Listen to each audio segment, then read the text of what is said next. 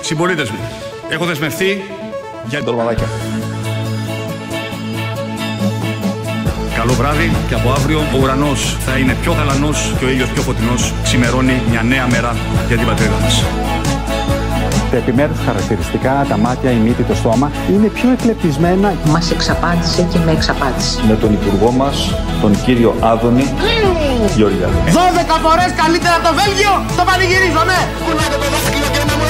Έτσι από αύριο το πρωί, στον δρόμο θα μπορούν να βρίσκονται μόνο όσοι κινούνται προς και από την εργασία τους.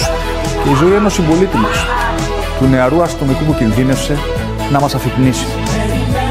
Όλοι οι πυροσβέστες είναι σε εκείνο το σημείο. Τους ευχαριστώ όλους θερμά. Τους αξίζει ένας μεγάλος έπαινος γιατί δίνουν τη ζωή τους για τους Έλληνες πολίτες.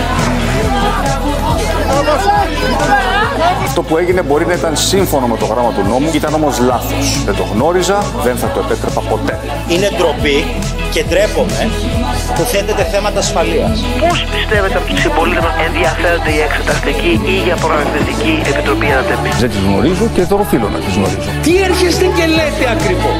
Τι υπονοείτε? Δεν σας κρύβω, από μια έννοια την είχα. Είμαι στη Νέα Δημοκρατία, εκεί γεννήθηκα, εκεί ανήκω, εκεί θα πεθάνω. Όλη η Ελλάδα είναι μπλε σήμερα. Καταπληκτικό.